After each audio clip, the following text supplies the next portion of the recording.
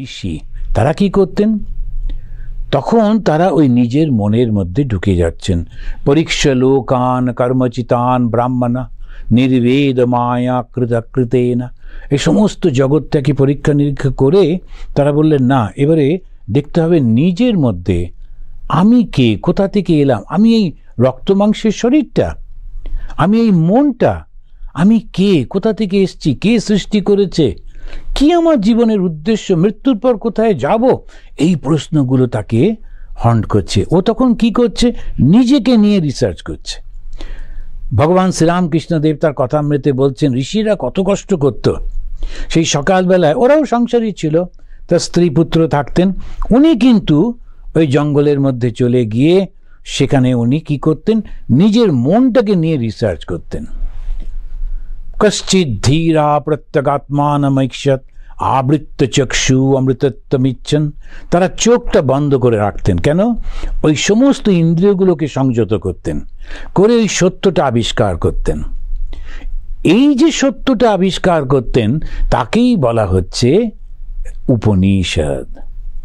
এই সত্য তাদের মনের মধ্যে প্রতিফলিত হচ্ছে। কেন না, যেহেতু তারা কিন্তু আর এই জগতের কোনো কিছুর সঙ্গে থাকতেন না। আচ্ছা, ঋষিরা সকালবেলা জঙ্গলে চলে যেতেন, একা একা থাকতেন, বিভিন্ন জন বিভিন্ন জায়গায় বসতেন, বসে ধ্যান ধারণা করতেন। আর তো কোনো ইনস্ট্রুমেন্ট ছিল না, তো মনটাকে জানবার জন্যে শুধু একমাত্র হচ্ছে নিজেই নিজেকে রিসার্চ করত। এখন এই নিজের মনটাকে রিসার্চ করা নানা রকম আজকাল সে সব বেরিয়েছে, ধ্যান ট্যান শেখায় টেকায়। তো এই যে রিসার্চটা করতেন ঋষিরা, তাদেরকে কে খেতে দিত? ওদের সংসার প্রতিপালন কে করত? রাজা করতেন। এইটা একটা বৈশিষ্ট্য। এই সমাজ, এই রাজারা, তারা এই রিসার্চারদের খুব সাপোর্ট করতেন। যে কোনো সমাজে যদি যারা রিসার্চ করছে তাদেরকে যদি সম্মান না দেয়, তাদেরকে যদি অর্থনৈতিক সাপোর্টটা না দেয়, তাদেরকে যদি রক্ষা না করে, তাহলে মানুষ এগোতে পারে না। সেজন্য এই যে আমেরিকাতে রিসার্চগুলোকে ওরা ভীষণভাবে টাকা পয়সা দেয়, এই সমস্ত যারা করছে তাদেরকে খুব সাপোর্ট করে। আমাদের গরিব দেশ যে পারে না, কিন্তু ভারতবর্ষে একটা সময় ওই রাজারা খুব, ওরা মাঝে মাঝে তাদেরকে ডেকে নিয়ে ওই সভার মধ্যে ওটা নিয়ে আলোচনা করতেন। কি হয়েছে, কি এই সমস্ত আলোচনাগুলো হতো। তা এই যারা করত তাদেরকে বলা হতো ব্রাহ্মণ।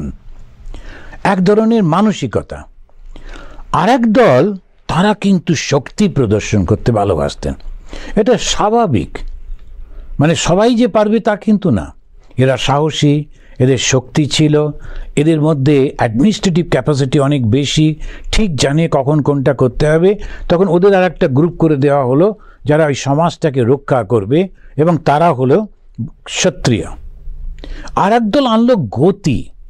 এই বৈশ্য মানে ব্যবসায়ী, তারা গতি আনলো। গতি মানে এক জায়গা থেকে আর এক জায়গায় যাচ্ছে, এখানকার জিনিস এখানে নিয়ে আসছে, এখানকার জিনিস ওখানে নিয়ে যাচ্ছে, নিয়ে গিয়ে সমাজের মধ্যে একটা গতি এনে দিল।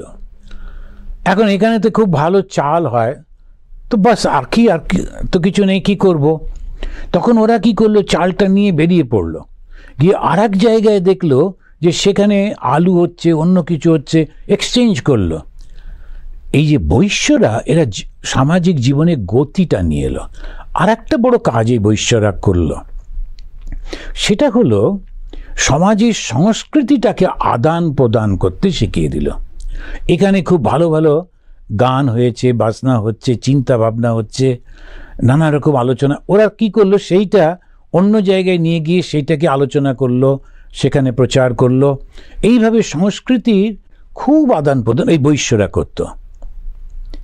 আর শুধুমাত্র পয়সা রোজগারের জন্য যাদেরকে দেখেন, এরা ঠিক বৈশ্যও নয়। যারা সেজন্য যে ভর্তৃহরি বলছেন, এরা যে কারা, এ মানুষ তো দেখতে মানুষের মতো, কী ধরনের মানুষ আমি বাপু বলতে পারবো না। তাই অনেক রকমের মানুষ আছে, দেবতা আছে, রাক্ষস আছে। এই যে মানুষগুলো শুধুমাত্র অর্থ এই করে চলেছে, এদেরকে ঠিক আমি জানি না, মানুষও নয় ওরা, দানবও নয় ওরা, কি আমি ঠিক জানি না। তো এখন এখন নয়, এই যে ব্যবসায়ীরা সত্যি সত্যি সমাজের একটা বিরাট বড় খুঁটি, তারা এইরকমভাবে গতিটা আনলো, আর শূদ্র আনলো সেবা, অসাধারণ সেবার ক্ষমতা, ঠিক জানে কখন কোথায় কিভাবে কোনটা করতে হয়। তো একজন তো প্ল্যান করে দিয়ে দিলেন কিভাবে বাড়ি বানাবো, বাস ওই পর্যন্তই তার জানা, কিন্তু এই শূদ্র সে তার শক্তি দিয়ে আর বুদ্ধি দিয়ে সেই যে প্ল্যানটাকে কাজে লাগিয়ে দিল এবং সুন্দর করে সব কিছু তৈরি করে দিল।